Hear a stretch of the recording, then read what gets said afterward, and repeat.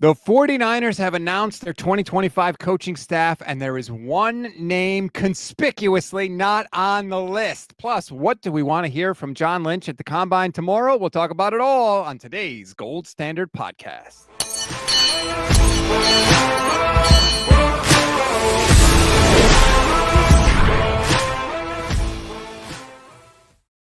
What is good, everybody? Welcome to another Gold Standard Podcast. I'm Rob Stats Guerrera. My co-host this evening, live from Indianapolis, is Jason Aponte. What's up, Jason?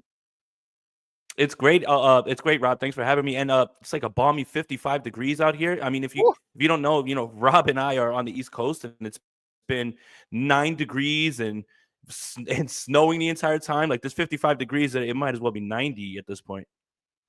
Well, good for you. Enjoy it. Soak it up. Usually at Indy in February, it's freezing. The coldest I ever was in my life was at the Combine a few years ago. It was scary cold, but I'm glad it's not that bad for you.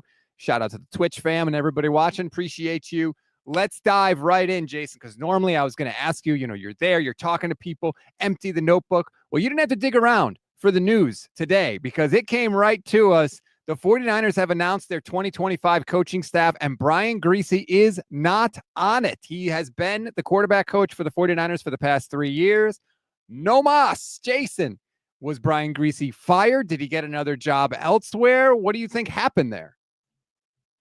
Well, it's hard to think that he got a job elsewhere, especially considering all the coaching staffs are probably filled out. But I do think that this is very interesting because it comes on the heels of him declining a Jets interview. And I think we all know how instrumental he was in finding Brock Purdy. And this is on the cusp of a Brock Purdy pending extension. So what does this say? Does this say that Brian Griese walked away? Was he let go? I think that's what we're going to find out tomorrow from John Lynch. So it really is going to boil down to, did he leave? Is he going somewhere else? I don't think so. But what does this mean about Brock and him? Because their relationship was so close. I mean, somebody's got to ask John tomorrow. Yeah, this is no small thing. This is the quarterback coach. This is the coach that Brock Purdy is going to be spending most of his time with next season. And so this is not a small change. And I'll throw the coaching staff up there on the screen. If you're watching on the stream, you can see now the quarterback coach is Mick Lombardi, Jason, who really does not have a ton of experience in his coaching career working with quarterbacks. This is a big deal. Who's going to be with Brock Purdy, and the Niners have entrusted it to Mick Lombardi. 36-year-old Mick Lombardi as well, too. I do think this a little bit funny that you see Jake Lynch there, so I guess we can talk about nepotism however we want. Fine. Okay. But I do think that we should at least give the 49ers a bit of benefit of the doubt because it always seems like they have a successor for the next guy, right? D'Amico for this guy and D'Amico for Saleh, and then they end up moving up. Obviously Clay Kubiak is now the offensive coordinator. Who knows how much is probably going to be off of Kyle Shanahan's plate with that. But I do think that they should at least get the benefit of the doubt because if they go to Mick Lombardi, it's not because they were kind of scrambling. It probably felt like this was a move that they had in mind for a while. I just think the real question is less about why Mick Lombardi and why not Brian Griese, because he was asked to be, the head coach, interview for head coach at the Jets. And he said, I'm good, and good on him because he's smart. But I wonder, Rob, and I think you and I talked offline, is it more because maybe Griese is taking himself away from coaching to focus on this next head coaching cycle, which is next year, because he's already generated an interview interest? Maybe he believes that his stock is high right now, and he wants to focus away from football for a little bit before he gets right back into a harder job. There were rumors also that he was going to walk away after his first year, and he ended up staying for multiple years after that. Does he just not want to do it anymore? Look, coaching is a hard life. It's long hours. It's lots of travel. Brian Griese was chilling at ESPN. I worked with Brian Griese at ESPN. Like, he was living the analyst life, and then he jumped back into coaching. Maybe he just didn't want to do it anymore. I have no idea. I was just really surprised because I hadn't heard anything about, this being a possibility, and maybe he does want to become head coach. I don't know. Was he fired? I mean, here's two things that are true. Brock Purdy had his worst year ever with Brian Griese as his quarterback coach. Also true, Brock Purdy had his best year ever with Brian Griese as quarterback coach. So, we need more information. And like you said, hopefully we'll get it from Lynch tomorrow. do we feel like maybe this is them kind of throwing the season that Purdy had at Griese's feet? I mean, I'm just, again, all of this stuff that we're talking about right now is just pure speculation. And I'm not even certain that tomorrow, if someone brings it up, which they will, to Lynch, that we're going to get a concrete answer. But right now, all we can do is speculate because of all the coaches on the hot seat, his seat was the coldest, we felt like. And it was based on the part of him finding Brock and then the success with Brock. And even though Brock had his worst season last year, it still wasn't the worst for any quarterback in the league. So it's not like he completely fell off the map. This is just so interesting because it's something that you didn't see coming from somebody that you thought would be here for a long time. Yeah, it's definitely taken me by surprise. And in fact, like when you look at the coaches, I'll throw the thing back up. Everybody, if you're watching on the stream, has an asterisk next to their name is in a new position. Clay Kubiak is officially the OC. We mentioned Mick Lombardi. Jason Webster is an offensive quality control coach. Chris Forrester is now the assistant head coach and the offensive line coach. Is he also the run game coordinator like he used to be? I don't know, but I would imagine so. Ronald Blair is a friggin' special teams quality control coach. 49ers legend. Yeah, I remember him as a player, man. I didn't even know he was out of the league. Like, this offseason has been an offseason of change for the 49ers. 2 new coordinators, all those guys in new positions. Let me count 1, 2, 3, 4, 5, 6, 7 coaches in different positions. Obviously, we know Deebo Samuel is going to be out. This is not business as usual for the 49ers. This is a shakeup. Yeah, it definitely is. And Hankers. Uh-oh. I think the hotel Wi-Fi is biting us in the ass here. Jason looks like he's frozen. We'll see if we can get him back.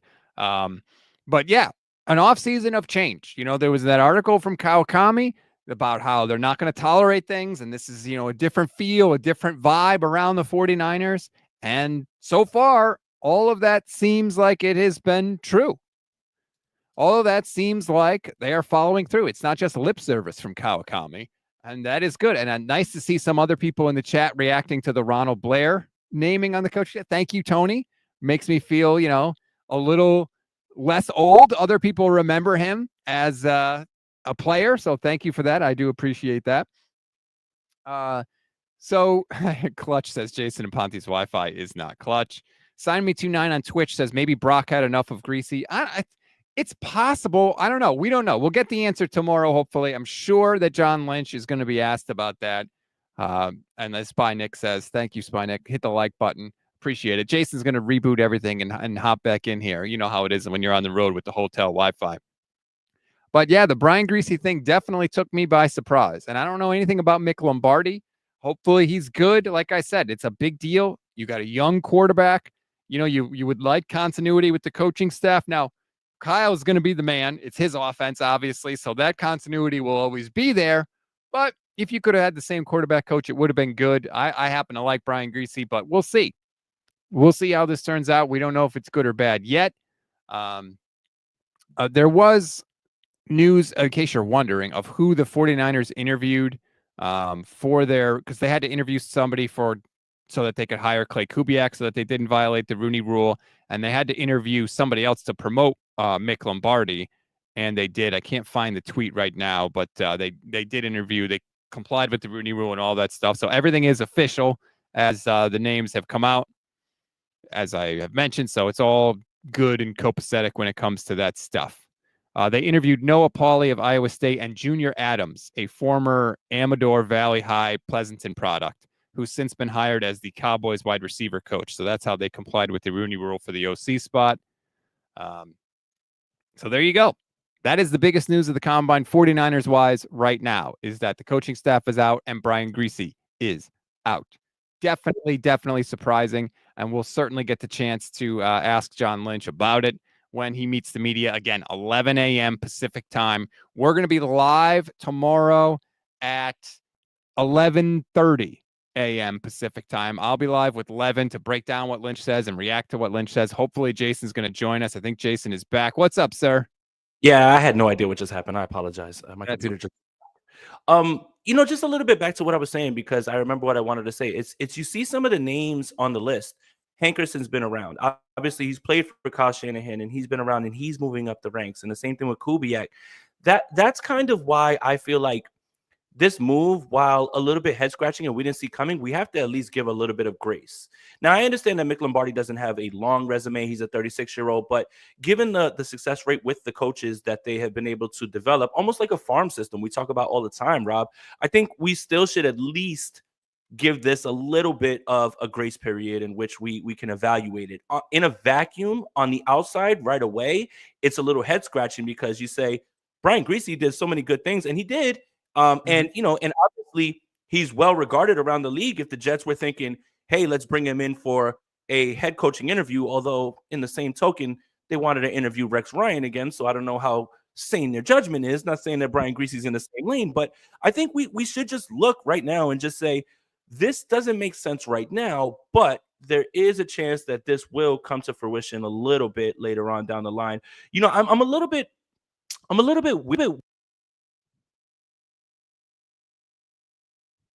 Uh-oh. I saw Jason drop the F-bomb there when his audio went out. We'll see if we can get Jason back.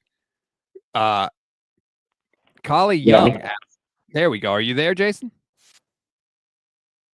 So, assistant head coach of defense, what is that?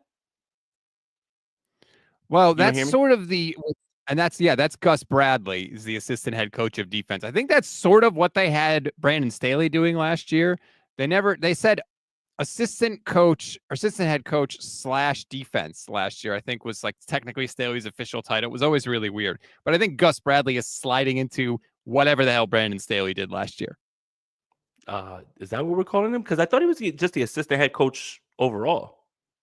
I don't know. It was always a weird thing with Brandon Staley. That's the funniest part about the Brandon Staley thing. Is like, we got to get rid of Staley. No one knows what the hell he did while he was here. I mean, it just seemed like they gave him a hat and a shirt. And I think that's all we really know about his role on the team more than anything. He had a bunch of merch. And now he's the defensive coordinator of the Saints under Kellen Moore. So there you go. Collie Young asks a good question. What happened to KJ Wright? Yeah, I think that's a good point because we were talking about kind of, hey, Saleh into KJ Wright, almost like Saleh into D'Amico. And, I guess KJ Wright's going to stick as linebackers coach, if I'm not mistaken. So I think he's still in that spot.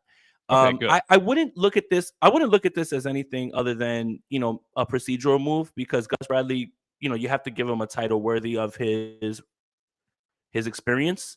So I don't think that KJ Wright is out of the running to be the next defensive coordinator. I don't necessarily think that this means Gus Bradley is the successor. I would dislike it if Gus Bradley was the next guy to step in, and I would rather they take a shot with KJ Wright. Frisbee Life on Twitch says, is he the assistant head coach or the assistant to the head coach? It's two very different positions. So appreciate that, Frisbee Life. All right. That is the coaching staff. We can talk about that more later if you want, but I want to move on to a couple different things.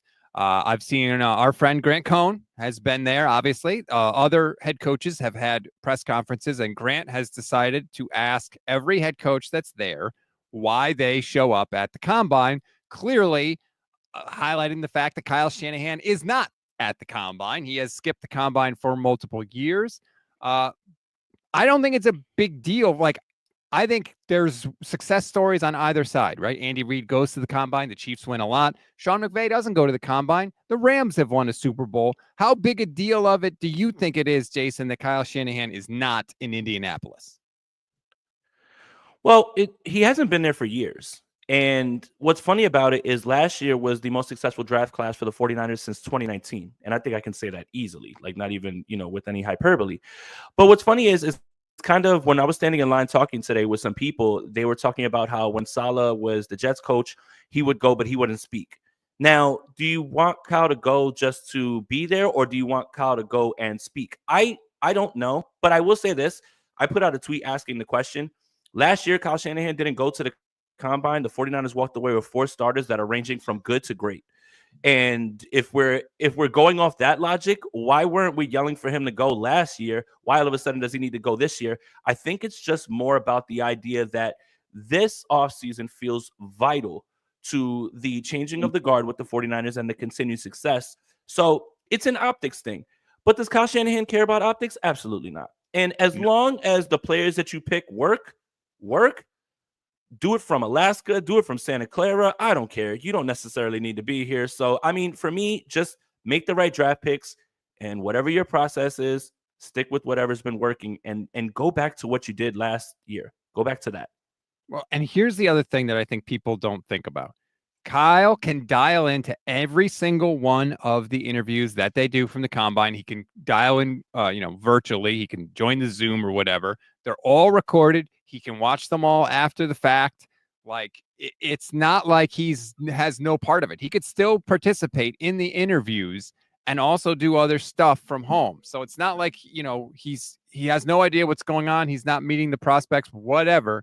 Again, I don't know if it's good or not. It's a 15-minute interview with the prospect, who, by the way, they've all been coached how to handle these interviews by their agents. So it's not even like you could say, well, you get to know the player. Like, do you really? It's a job interview. You've been on a job interview, Jay. I've been on job interviews. How much do the people interviewing you get to know you when you're on a job interview? Not much. I mean, I don't know. Right away, I tell them, like, listen, I'm going to be great for 3 months. And once I pass my 90 days, I'm going to start slacking off a little bit. I'm going to get here a little bit late, 5-10 minutes. I'm going to take longer lunch breaks.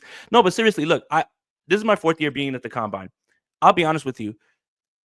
I go to watch some of the workout stuff, but I usually retire back to my room to watch the rest of it. And I think that's probably the best way to do it, because it's the same thing. Looking at it with the eye, you can just say, hey, he's really fast. You don't need a clock to see if somebody's really fast. And then, obviously when you see the number, it's 4 point whatever. Obviously you want to see certain change of direction and things like that, but you can see that on TV as well too. I think the interview process is really what I guess people are hung up on a little bit. But in that case, Lynch in the front office, they just have their way of evaluating players. Like, for instance, a lot of people want Mike Green, right? Mike Green is not on the 49ers board. You can absolutely take him off immediately for the off-the-field stuff. It's not going to happen. So what does Kyle Shanahan need to be there for when there's a tried and trusted process of evaluating the person? And they trust them to do that. And I think they trust Kyle to watch. And also, one more point. Talking about players that they met with, Ricky Pearsall said that they met at the Senior Bowl, almost like just barely talked. And guess who was the first round pick? So while the insight of who they met with is very good, it doesn't necessarily give you a look into what the pick will be. And the 49ers just have their way of doing things. Again, if the 49ers walk away from this draft with 4 more starters like they did last year, I don't care where you do it from. So again, it's more about nailing the pick, less about the optics and the process, in my opinion. But I do like Grant asking the questions, because everybody gave a different answer. Mike McDaniel talked about the person. That's really good. And a scout that I talked to when I went to my first Senior Bowl said the hardest thing to do is to not scout the players, to scout the person. And I think that is something that stuck with me very much. And I understand that part. Sirianni talked about, I was just really excited to get back out here again, because, they just won a Super Bowl. Of course, football is great when you just win a Super Bowl. Yeah, I'm going. Let's go, But he talked about wanting a closer eye on the process. Some people like that and need that. Some people don't. So when you criticize Kyle Shanahan for not going, Sean McVay hasn't done it, and they had a hell of a draft class last year as well too, with Jared Verse and Braden Fisk. So it's really just depending on how you want to view it, and I guess the optics of the situation. Yeah, and for the record, I have no problem with Grant asking. Although I will say this: there's not going to be a head coach at the combine that says, "Yeah, this is really a giant waste of time, and I don't need to be here." Like, obviously, the ones that show up see value in it. So we're not, like, if we were to interview Sean McVay, who never goes to the combine, I think he would say, hey, there's more important stuff I could be doing. There's better ways that I could spend my time. So we're only getting like one side of the argument, so to speak. But to each his own, man. Whatever. If you want to go, go. Look, and there's coaches that go every single year and their teams consistently suck. There's coaches that don't go and they come in and out. Like, do you want your coach to go every single year and nothing changed? Like, Brian Daboll's going every year. Yay! No, Giants stink. Like, it does not matter, So again, I think it's just to highlight the importance of the off season and this draft, and the need to have a similar draft to last season to continue the success of the 49ers. I completely agree with you. Get good players. like you always say, when you do your Tuesday show with Steph Sanchez, how about you just draft good players? Nail all your draft picks. It's much easier. I would draft simply just the best players. If I was a play caller, I would call all the right plays. And if I was a head coach, I would win all the games. Absolutely. People are going to think we're serious when they hear that too. I hope they think I'm serious. Yeah. The other sort of crazy thing that has popped up today is Diana Rossini said that teams have been, quote, poking around Brandon Aiyuk, who, in case you've been living under a rock, just signed a brand new contract before last season and now is rehabbing a major, major knee injury, Jason. Yet apparently teams are like, hey, what's going on with number 11 over there? Mm-hmm. Well, I think, again, and we talked about this offline, the combine is just, the NFL world is here. So, for instance, when I'm standing in line waiting, Bowles walks past. So Todd Bowles walks past one coach and, maybe they walk past a 49er guy and they say, hey, what's up with 11? Like poking around doesn't necessarily mean that there's anything like that. I think this comes from the idea that the report came out that now all of a sudden the 49ers have buyer's remorse, that they shouldn't have given all this money, and that the higher-ups are upset with how much money they spent. So it's almost like when you look at someone from afar and you start to see that their relationship's having problems, and you kind of check in on that girl that you've always liked and say, hey, I saw that you're having a little bit of problems. How's it going? Sometimes you work through those problems, sometimes you don't. But look, when you consider the cap hit, when you consider the injury, it's not necessarily going to be anything that is imminent or possible because, one, if you think the 49ers higher ups were upset with how much they spent on Brandon Aiyuk, think about how upset they would be on moving from Brandon Aiyuk and then having that large cap hit. Not going to happen. I think this is more just people passing each other in the hallway and asking questions about, hey, how do you feel about Aiyuk? What's his knee looking like? And just trying to check the temperature of them. If you're not watching the stream, I can tell you that according to Over the Cap hit for trading Brandon Aiyuk this offseason is $62 million. Okay. Not gonna happen. You don't sign someone to this type of extension and then trade them after 1 year. That's why the cap hit is so big. It's specifically structured like that because they know they're not going to trade that player. And you're certainly, how bad of business would it be, Jason, that instead of trading Aiyuk before he got paid, when he's coming off the best year he's ever had in his life, the 49ers wait until after they sign him to the contract and after he gets hurt to trade him? Like, that's just not how a well-run franchise operates. Right. And again, I like the term here, poking around. Again, if a GM and a guy from inside the organization pass each other, that's just a conversation. And it's just asking, hey, how's he doing? It's not anything that's going to happen. I would bet the little money that I have in my account that it won't happen. And then when you look at these numbers, it almost makes it an uncertainty. So, yeah, again, this time right now in the combine is where you're going to find all of these things coming up and you're going to say, this is heating up, right? Like, for instance, last year around this time, we found out, from a few people, the Steelers are going to get Russell Wilson and Kirk's going to sign with Atlanta, and all that stuff ended up happening. But also there was the stuff of like the Giants are in on JJ McCarthy and then they draft Malik Neighbors. So everything is it's kind of conversations at this point. And I just think this is more just people just checking the temperature to see what the 49ers are like. But if you're listening to the report of the organization being upset with how much they gave Aiyuk and how much money they spent, then there's no chance that this will happen because they'll be even more upset. And then if you're the team that's receiving him, you better hope that his knee is right because, one, he might not be back until week 12. He might not even play the whole year because this is such a severe injury. So let's see. Jeremy watching on YouTube and also a YouTube channel member. Thank you, Jeremy. A shout out to all our YouTube channel members. Jeremy says stats correct. Injury hurt, not worth the trade. It's talk. But Deebo, different story. Now, we haven't heard the Deebo Samuel rumors. I think that'll be another thing that John Lynch gets talked about or gets asked about, excuse me. You could just tell the last time Lynch gave a presser when he was asked about Deebo, it was the last question in the press conference. Mayoko said, hey, what's going on with Deebo? And Lynch just said, oh, yeah, he's under contract. He's a good player. It was the most unconvincing. We're not giving away good players. Right. Like, you knew that he was going to be up for grabs, and he is up for grabs. He put in the trade request. I imagine we'll hear something about Deebo. It might not be that anything is even happening, but we're going to get some sort of clarity, I feel like, on the Deebo situation this week because, as you said, everybody's there. Agents are there. GMs are there. We'll find out something about Deebo this week. He's such a commander. Like, it's not even funny. Like, and it's not going to be via trade. And that's why you get these reports about people lowballing the 49ers, is because it's like, yeah, we'll give you a sixth. And they're like, Right. no, we want a third or a fourth. And they're just like, you're going to cut him. We don't care. Like, you're not going to keep him. So if you're wondering why people aren't interested, it's because you just played a long game with the 49ers. They're not going to be able to bring him back. They're going to wind up cutting him. And then you don't even have to send any draft capital. But if I had to put my money on it from the people that I was talking to today, Adam Peters is absolutely going to bring him back and add him with Terry McLaurin, because they desperately need wide receiver help. And he's somebody that he knows and trusts and everything. And I'm sure he was part of the process of drafting him. Now, will he be effective? That's not our business. But I would certainly bet higher on the Commanders than any other team right now. Yeah, I believe Adam Peters spoke today. He was asked about it, and he said, I'm not going to talk about it. Deebo's under contract with another team. Deebo's on the 49ers, man. yeah. Mm-hmm. Yep. And look, they know he's got an option bonus that's due on March 22nd.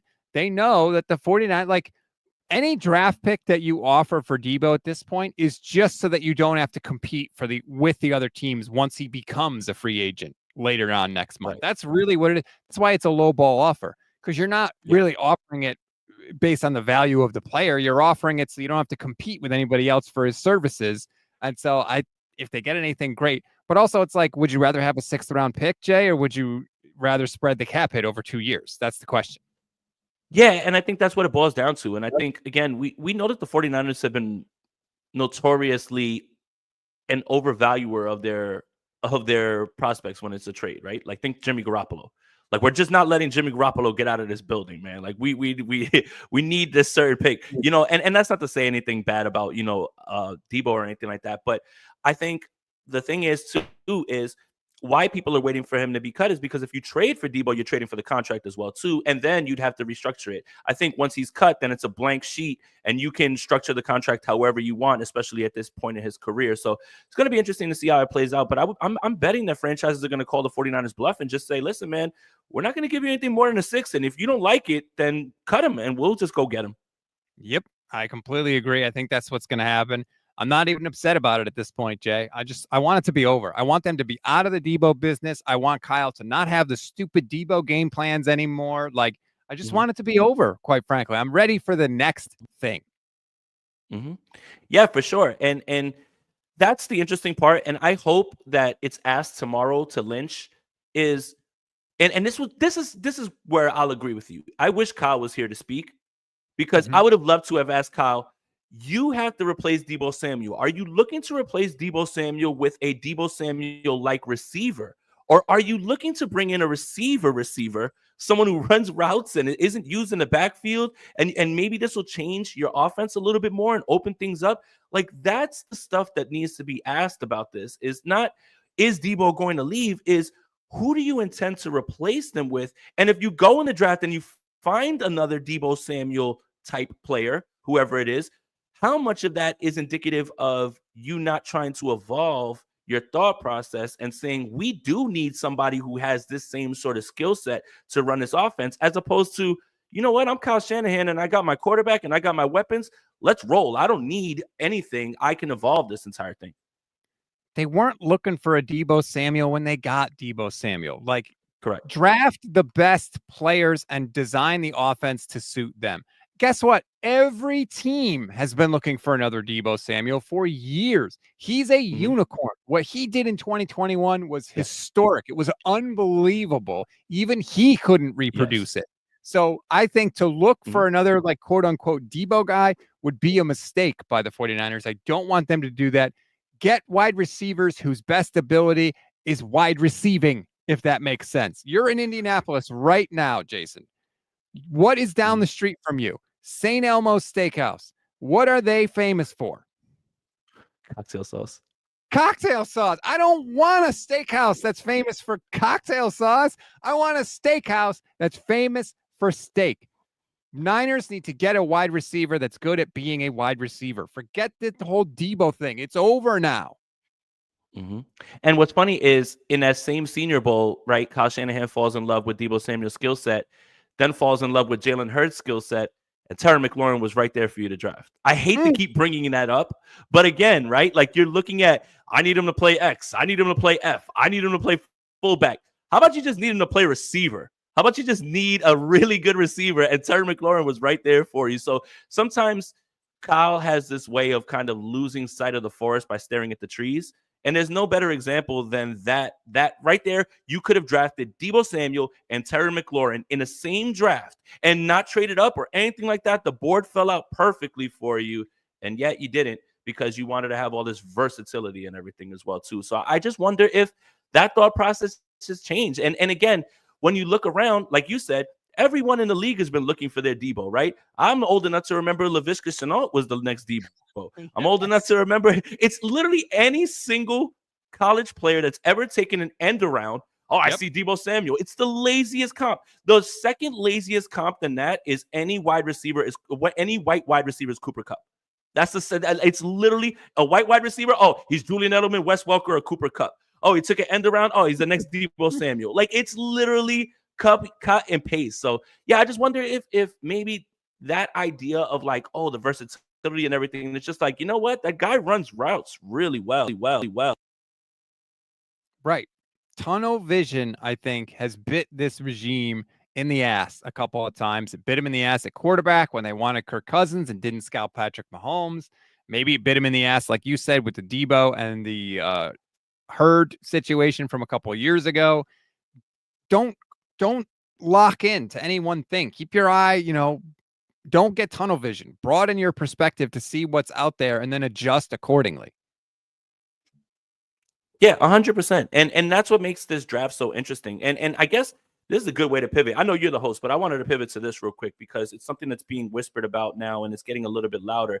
I believe, if I'm not mistaken, it was Tim Kawakami who sent out a tweet saying he's really looking for two things from the John Lynch press conference. One, discussing Brock, and two, what he's hearing is a trade up for a defensive lineman. Funny enough is when you go back and you look, Trevor Sikema of PFF, who's here this week as well too, he says that the 49ers are the prime candidate to move up for Mason Graham from Michigan. Now, this is the interesting part, and I'm not necessarily saying I disagree with the premise, but my thing is that possibilities are endless, like here for the 49ers at 11. You could stick at 11 and play the board and end up with Will Johnson, who I think is probably the closest thing to Patrick Surtain.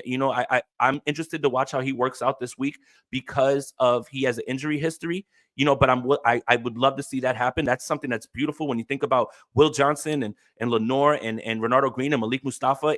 That secondary becomes absolute clamps. I understand everybody wants pass rush, but now you're talking about a secondary that will be absolutely causing coverage sacks, right? And you can still invest in that. So it's just interesting to hear Kawakami bring that up and then have that out there with someone else about a trade up for a defensive lineman, specifically Mason Graham from Michigan. I don't know how to judge Mason Graham along with Kenneth Grant because they're two guys that play along that interior of the defensive line. They both benefit from one another.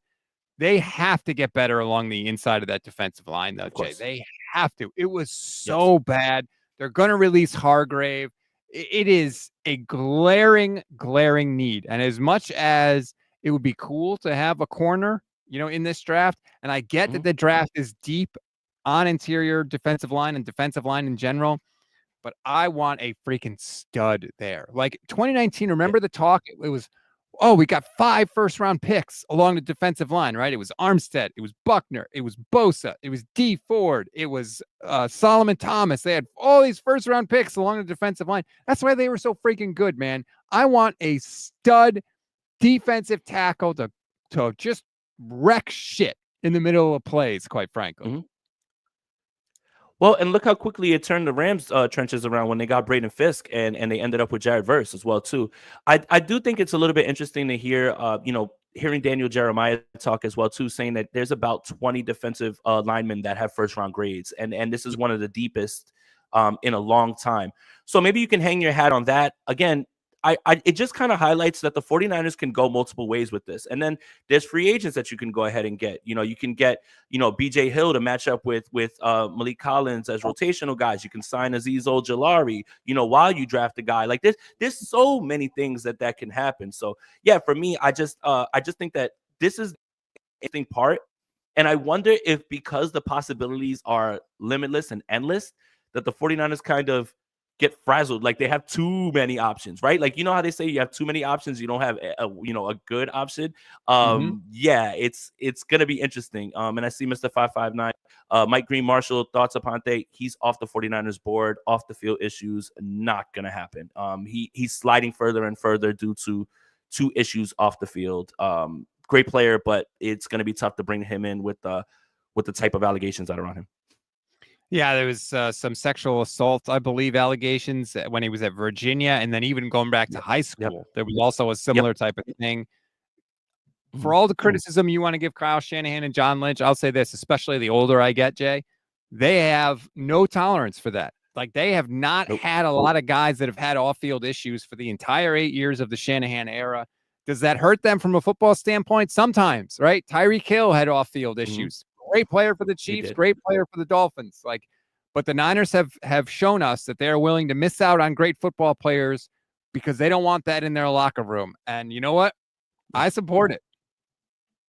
Yeah. And you know what? It's been their model right off the bat. You know, Solomon Thomas is your first draft pick, right? For the Lynch and everything as well, too. And it comes off the heels of, remember, the regime before, you know, Harbaugh and let's not skate it. Harbaugh and Balky, they just like, hey man, if you're good at football, we'll deal with it. Like, it's fine. Yes, no, you know, you gotta kind of balance it, right? It can't just be all choir boys, right? Football is a tough sport and everything, but it's just bad people, especially when you invest a high pick in them and they blow up your actual plans. You know, that's the hard part of the draft evaluation. And again, us as analysts and fans, all we get is the tape. So when we watch the tape and we turn it on, we're like, that's a great player. But when you get in the interviews, someone like Kayvon Thibodeau gets in the interviews and he's bombing his interviews. And you know, and now look, he might be on the outs. Like, so it's just that part of it that the 49ers have just found a way to mitigate and just say, listen, yes, we want good football players, but yes, we need good people in here that we can trust. And I think the Niners tried to skate that line when they drafted Reuben Foster in the first round, and they got burned fast, and they moved on fast. And since then, that was the last time they did that. Yep. Yeah, I can't think of another person where it's like, oh, there's some, like, nothing, not even anything serious like a sexual assault, like a DUI, nothing. I mean, the only person I could think of was Omenihu during the playoff run, but you know, they got bounced the next week in Philadelphia, and then he wound up leaving the next year to go sign with Kansas City. But other than that, you know, the 49ers, for all their issues and for all their warts, they just do not have any issues when it comes to player conduct off the field, and that's something that's at least a feather in your cap. I agree with that. I support that, and like I said, the older I get, the happier I am that I don't have to like separate the two things. Just makes it easier for me as a fan. One last thing I wanted to say that I didn't mention earlier when we talked about the Brandon Aiyuk stuff with Diana Rossini. She was talking on the podcast about how, the 49ers, you know, they have to make all these cuts and how are they going to pay everybody? They've got $50 million in cap room. Yeah. Like, the 49ers are in a great spot with the salary cap. They can restructure or extend George Kittle. They can restructure Bosa. They can restructure Warner. They're not hard up for money. So, like, do not think that the 49ers cap is in a bad way, because it's not. Yeah, and that's the thing, is a Brock Purdy extension actually gives them more cap space. A extension of George Kittle gives them more cap space. You know, they're not going to use all 11 draft picks, which, you know, if you're looking at it that way, that definitely means the 49ers are going to make a move, whether that be in the first round or a different round. You can't draft 11 players and keep them. You know, like, that's just not going to happen. So yeah, they're fine. They're in a great spot more than anything.